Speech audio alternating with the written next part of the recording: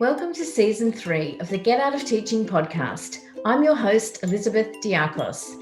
In each episode of this season, I'll be coaching a teacher around one aspect of their move out of education. You'll have the privilege of listening in on the powerful coaching conversations that move people closer to a life they love.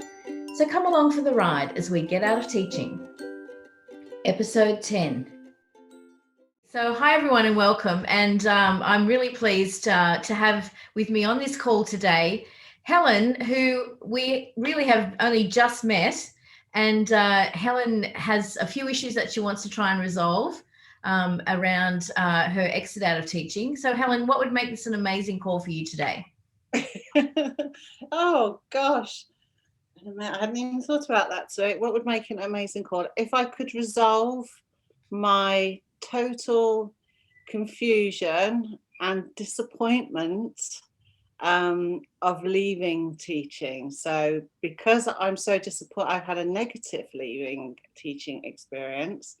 So I'm a little bit beaten up as to what to do and a bit downhearted by everything. So maybe to resolve some of that and have some steps to move forward with it, really. This is great because usually I talk to people who are really happy they got out. So it's nice for me to have a different kind of conversation. So I know you've got limited time. It's your morning. It's my evening.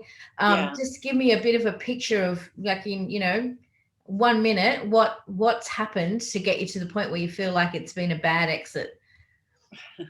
Okay, so it was a traumatic exit anyway, as it often is from leaving teaching. It's quite difficult to, I suppose, escape or leave because of long notice periods and school politics and workloads and guilt and all the rest of it. So that was quite challenging in itself. Anyway, I managed to get myself a job and exit, and the job was instructional designer. And it's online, working for an online company, training company. And it's been horrible. The work politics for me seem to have continued from work to this job. And my confidence was quite low leaving teaching because of criticisms and mixed messages and just the typical teacher stuff once they get on your case, to more of the same, really. And I worked really hard at doing an exit. I did a career changing course and informational interviews and didn't leave until I'd got another job, and I felt I'd done everything right. And it's been awful. And as from next Wednesday, I will be out of work. So that is the reality. Did you quit or did they fire you? Well, it was a 4-month contract. Okay. And no, I did leave 3 weeks early. I've left, but I may have got pushed. I'm not sure about that. It was a very negative experience, and I'm just really on the floor, to be honest. So sorry. It sounds like it's been very, very traumatic experience for you. Yeah, it has been. Yeah, and lockdown, and it continues as from next week. Job searching and hard to pick yourself up from that. And I read lots of stories of people transitioning out, and it was kind of my dream to do that and be one of those, and I'm one of these. And it's great that you're talking to me, because I don't think there are enough. We only ever hear the good stories. We don't hear the bad stories, and actually hopefully the recovery of the bad story. But I'm sure there's many others like me. Well, I don't know, because you don't hear from them. Yeah. Well, I mean, I'm sure there are too. It took me a long time to find my feet when I left. And even though I sort of sidestepped into the not-for-profit sector on my way out, it's still that was rude shock. It only paid 40 weeks of the year. They didn't mention that at the interview. Yeah, there's a lot of that. The pay was lousy to begin with, and then it was only 40 weeks of the year, and I'm like, what now? Luckily, I had a buffer. Do you have a buffer? No, that's the problem, really. Literally, I'm kind of at the end of the road. I'm sure I hope it'll work out, but no, it's very, very, very stressful and quite challenging to keep pushing forward with it. I do every day. And I am every day. And there are opportunities that come my way. I just got approached for 2 teaching jobs this week. Right. And it's, when your back's up against the wall, it's very tempting to grab those again. But this is a repeating cycle for me. I'll get desperate and I'll go back and I'll be unhappy and I'll quit again. And so it continues, and it's not it's no good. It's not worked out before. So why is it going to be any different? Yeah. Okay. So you said that you want to resolve your total confusion and disappointment. That might be a big ask of a 20, 30-minute conversation. But I do wonder if maybe we could look at at least some next steps, because, you don't need to see the top of the staircase to take the next step. No, that's right. So when you left first time around, what were your first steps? Like, it sounds like you got all this stuff in place and it still didn't really go well, but you did a lot of the legwork that you can now apply again, surely. Yeah. So the first time, what do you mean? Because I've left teaching a couple of times throughout. Oh, okay. Well, I didn't know that, so I was just assuming only once. All right. That's why. No, this is a repeat cycle. Really, this is probably maybe my third. I mean, I've been teaching for over 20 odd years, so I've tried to leave education a couple of times, and like I say, it always doesn't. This is the worst it's been, but I always end up going back because it's too difficult to stay out. And like I said, I've just been approached twice this week again to go back, and it's very tempting. And then the cycle begins again. Yeah. Okay. So let's step back a little bit. What would a great life look like? Like, what would be the characteristics of a really great life for you? Pandemic notwithstanding, let's assume eventually that's going to end. Let's assume that's, relatively on its way out, the pandemic, and we're just looking at what would a great day in a great life look like for Helen? Working for myself, to be honest. Okay. In creative well-being or something like that, or working for myself, teaching nature studies or something like that. But I feel that's kind of impossible right now because I don't have a buffer. But I don't know. Okay. And have you ever kind of named that before, that would be what you would like to do? No, yes, I have named that before because I've done a lot of soul searching, and I've started up a little business as well, which doesn't make any money, sadly, because it was another option. What's your business?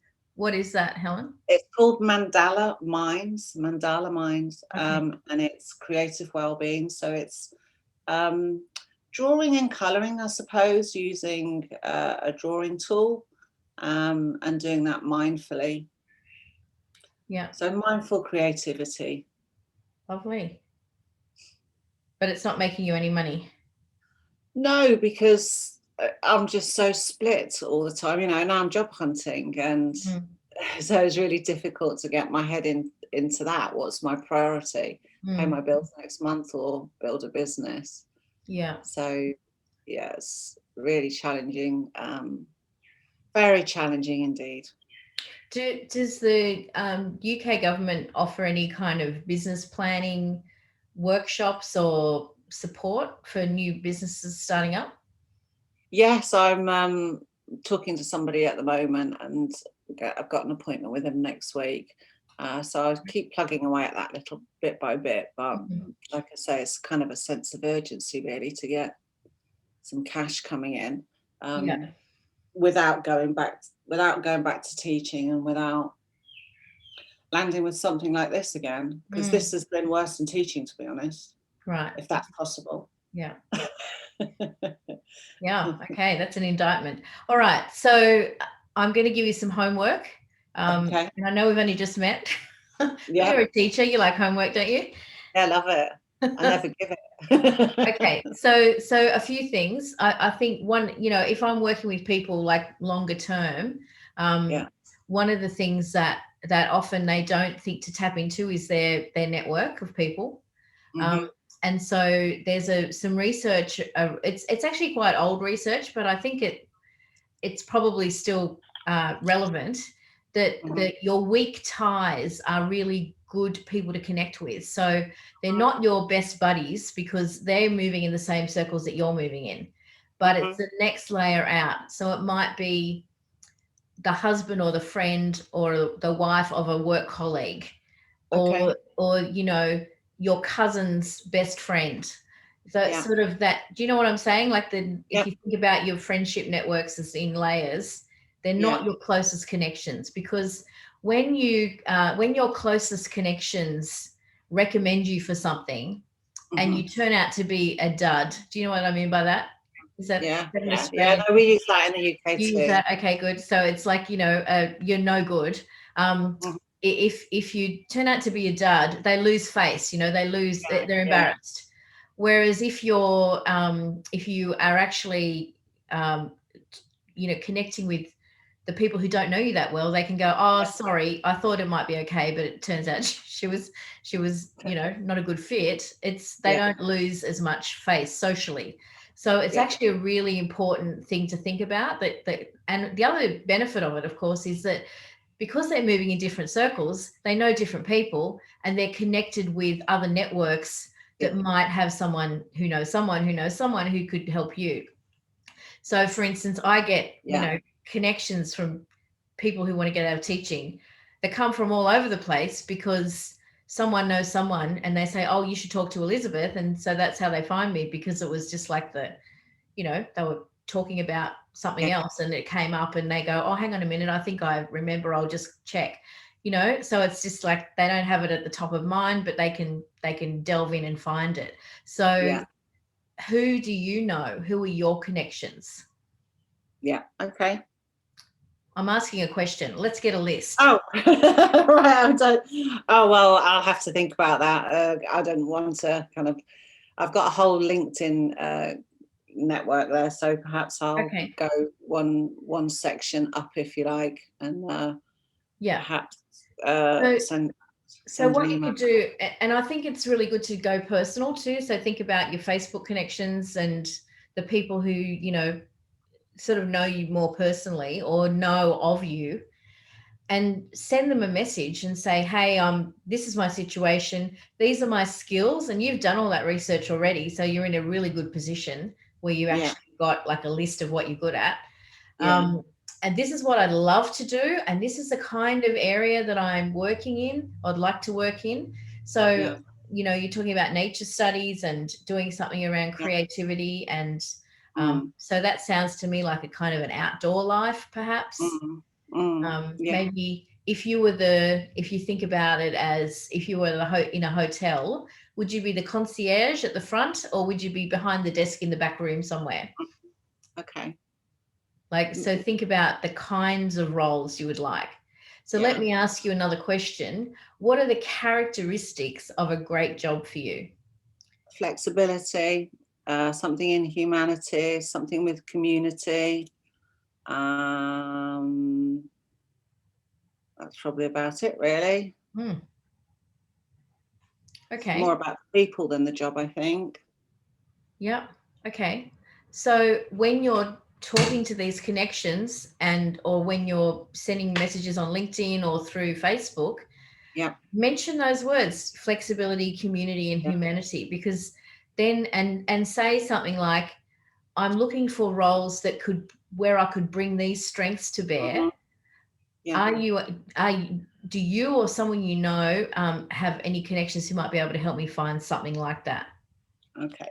Well, I don't want to throw a spanner in the works, but I've actually done that task already. The whole Facebook thing and connections, even connections I don't know. And that was in my run up to leaving teaching. I spent 2 or 3 months doing exactly those kind of things that you're talking about, and came up with instructional design, and it's ended up being like this. So I'm happy to go back around the loop and do that again, although I'm not sure how, you know, it's a bit challenging for me to go back onto Facebook now and go, oh, by the way, here's another Facebook about, you know. But you don't have to do it as a big post for everyone to see. You can privately message people and do it that way. it's just a little embarrassing and difficult once, you know, I've done it once. I just feel a bit like I'm putting on. So that's okay. You can craft a little message and say, I've been working in instructional design, but it turns out it hasn't been a great fit for me. That's all. Yeah. Just say that. Okay. And look, you know, you might feel embarrassed, but most people don't care because it's not their story. That's so true. And the other thing is, and you know, that they actually, most people will willingly help someone if they can do it in about 5 minutes. Yeah. So there's more research about that as well. So they're very helpful, to be honest. They're very kind. So if you think about it as, you know, I've got and tell them there's a deadline. Say, I really need to get this resolved by the end of, I don't know, mid-June or whenever it is, whenever you're running out of money. So that, you know, like the sooner the better. Because if people know there's urgency and you say, look, these are the kinds of jobs I'm thinking of, or this is the kind of area I'd like to work in, and you give them some guidance, they're not just going to come back to you with rubbish that you don't want, but actually something relevant. You might just get lucky. And you never know. And if you don't, nothing, you've lost nothing except a few hours of sending messages to people. Yeah. Okay. I will do that. That's and like I have this conversation a lot with people, and I know there's a lot of grief and shame around leaving and not having something worthwhile to go to and feeling defeated and lacking confidence. And I have a lot of conversations with people who feel that way. But one of the best ways to overcome all of that is to take action. Yeah. Well, that's what I do every single day. I'm just not sure I'm moving in the right direction. I'm going to end up with the same troubles, but maybe I'll try that again. Group of people pop into mind. Maybe I should reach out to them. Yeah, good. And then the other thing is, I think, have a look around and see what organizations would you like to work with, or who's doing the kind of work that you would like, which might be places like I don't know, like I'm going to throw some names. I'm going to pull some things out of the air and they may not land, but you'll get the idea. Like World Wildlife Fund. We have the Australian Conservation Foundation here. I'm sure there's an equivalent in the UK. Maybe the zoo, you know, zoos, local zoos. I'm trying to think of other things. I'm sure there's like Bush Kinder. Maybe that might be a fit for you. So places like that are running programs where they're trying to get kids involved in the natural world could be a really good fit. Or Bush Playgroup. Now, I'm pretty sure none of those are going to make you match your teaching income, but you might find that those people are connected with other people who might have something that might be a good fit for you. Yeah, okay. So it's not just about talking to your friends or the friends of friends, but also researching and looking into organizations who are doing the kind of work that you're interested in, and actually starting to see, like, connect with those people on LinkedIn. So I had a client this morning, and she's interested in working with a sort of a para-educational company that's been around for a long time, and she really likes their work. And I said to her, okay, well, while we're on the call, we had screen share up and she got her LinkedIn profile up, and I said, just search for that company in LinkedIn. So she found it, and there were 856 employees of that company. And I said, right, start connecting with those people, because they're the people that are working in the space that you want to be in. And they're going to be, you know, good people to connect with. And then you can message them, and I mean, you might need to pay for LinkedIn Premium for a couple of months in order to do that. But you know, you can do quite a lot of messaging before LinkedIn starts to get narky. So or at least I think you can at the beginning, like before you start doing it really often. So that might be another option. And then a lot of those, you know, those sort of like Bush Kinder and those kind of places have a profile on Facebook too. And that's, you know, another platform to connect with people. So they're my suggestions for this kind of first next step. So I don't think we're going to resolve the total confusion and disappointment, but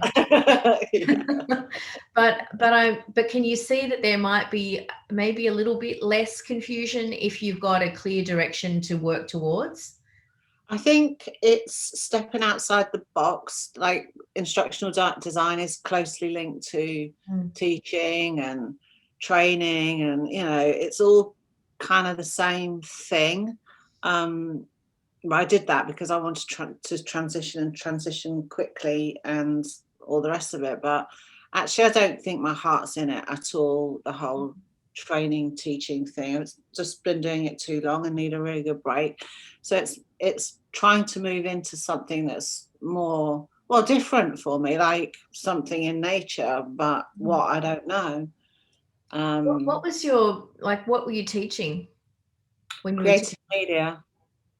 Sorry, So it's like creative media, so web design, social media marketing, all of that kind of stuff. Right, okay. And would you work in that space? No. Right, no. okay. Quite young. No. It's on the computer the whole day, and I'm just kind of done with that, really. Yeah, I get it. There are jobs. Yeah, there are jobs out there. Like, I've been interviewed today for a job, and I was like, I don't know if I want to sit at home and do this all day on my own at a distance every day, every month, for how many weeks a year. It's soul destroying. It's killing, it's really not healthy at all. Yeah. So it might pay well and it might have the skills and it might be able to jump into a job. So the frightening thing for me right now is like, well, I'm just going to be moving into something entirely different, but I have bills to pay. So what's the priority here, and that's the challenge, really. So if you were to take one of the teaching roles that you've been offered, but you knew that you were working on a plan to get out, would that make it bearable? No, because it doesn't work like that, does it? You can't get out of teaching and you're so exhausted. And I just filled in an application form for a job and it took me 4 days. And I might not even hear back from them. And there's no way you can do that when you're teaching. That's how you end up getting stuck there. You're so exhausted to move out and beaten up. Well, actually, by the time I got out, I could knock out an application in 45 minutes. In fact, it's getting faster. I got like, because I'd written so many by the end, I could just cut and paste. And actually, I got offered a job. Well, kind of offered a job where they asked me to send my resume and an application, because I thought that was just going to be happening by word of mouth, but I actually had to apply properly. And and I said to my husband, I'll just kind of, let's go for a walk or something, and I'll come back and then send it, because it was ready too fast, Yeah. ready in 10 minutes, and I'm like, I make them think I gave it a bit more thought than that, because honestly, I applied for so many similar jobs that I just had it. I didn't have to really change anything except the names at the top of the company. It's getting a little bit like that now, to be honest. I've got a lot of it there, and it's getting a bit faster, but still. So you've already got a business, so you've already registered as I'm not sure what you haven't registered it. It's more of a hobby, really. It hasn't gone to that level, and that's what I'm looking at now. Yeah. With the local business groups that you're talking about, doing that. Okay. But that's a lot slow burner, isn't it? Starting your own business is not going to bring in, the kind of money we need to bring in almost instantly. Probably not. No. So, and I think it's realistic to realize, that's not going to happen straight away. Do you mind me asking how old you are? I'm in my mid-50s now, which is I feel is another kind of just beginning to experience ageism, which apparently doesn't exist, but definitely does. Actually, I've just been listening to an audiobook by an Australian guy called Hunter Leonard, and he talks about ageism in the workplace, and that's what his book's about. And it's called I always forget the title. It's something the experience equation, I think it is. Oh, right. Well, perhaps I'll get that off you afterwards. Yeah, and he. I'll write it down, but.